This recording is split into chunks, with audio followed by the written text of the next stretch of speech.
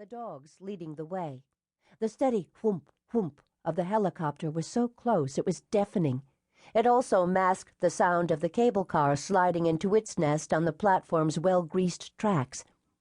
The pungent scent of pine and the smell of the warm summer rain were aphrodisiacs on the women as they spread out and circled their quarry. One, Sir Charles Martin. Murphy streaked forward to meet Charles head-on, while Grady barreled in from the side as Yoko, the rain beating down on her, kicked Charles from behind with one tiny foot and brought him to his knees. Alexis and Isabelle snapped on a set of flexi-cuffs, then yanked their host to his feet and dragged him to the bushes just as the cable car came to a stop. Nikki had pulled off one of her socks and stuffed it in Charles's mouth. The wind from the rotors of the Bell Jet Ranger was so strong it almost knocked over Myra and Annie, who were fiercely holding on to each other. The rain slapping at them from the force of the winds felt like a tidal wave. Two men and a woman stepped out from the helicopter. The woman foolishly tried to open an umbrella. It blew away in the wind. Kathryn yanked a small penlight out of her pocket and flashed it twice. There was no point in trying to speak or shout. The pinpoint of light moved off just as Nikki led two fine-looking gentlemen dressed in Savile Row suits out of the cable car and into the pouring rain. Mercifully, the helicopter was shut down and put to bed. The high-pitched whine was silent. A bolt of thunder roared overhead as a vicious streak of lightning danced across the sky, lighting the mountaintop from one end to the other. Their thumbs up in the air in a sign of victory, Yoko and Alexis led Charles toward the newly arrived guests. As a group, they ran toward the main building, Charles and Myra's lair. The others called it the big house. Inside the brightly lit kitchen, the women stared down at the delectable spread of food and drink laid out on the counters and on the table. "Well done, gals." Charles beamed when the sock was taken out of his mouth and the flexi-cuffs removed. "Don't for 1 minute think you captured me.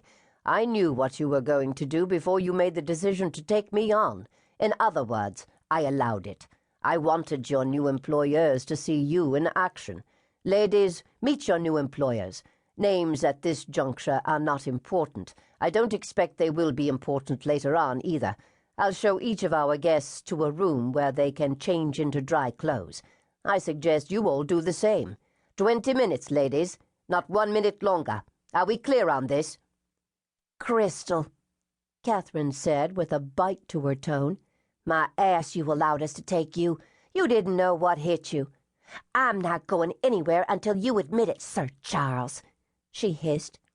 Charles turned slightly so that he was in profile to his guests. He winked at Kathryn. Nikki nudged Kathryn and whispered, "We'll make an issue of it later. We need to get changed. You know how pissy he gets when we're late." "Ask me if I care," Kathryn said as she trailed behind the others, Murphy at her side. Inside their own quarters, as they grappled with whatever they could find in the way of clean or dry clothes, the women kept up a running commentary concerning Charles and what had happened. In the end, a show of hands agreed that they had indeed caught Sir Charles flat-footed, and that he was trying to save face with his guests by his roguish wink. But they also agreed they could be wrong. "A crapshoot," Annie said. Adorned in yellow slickers with matching Wellington boots, the little group made it back to the big house in the allotted time. They peeled off their rain gear before they trooped out to the kitchen where Charles was handing out drinks. Charles's guests waited until the women were seated before they took their own seats for what their host referred to as a midnight feast. Lobster and shrimp and a foot-long cracked pepper tenderloin. Emerald green peas from the garden behind the main house that were sugar bowls of sweetness.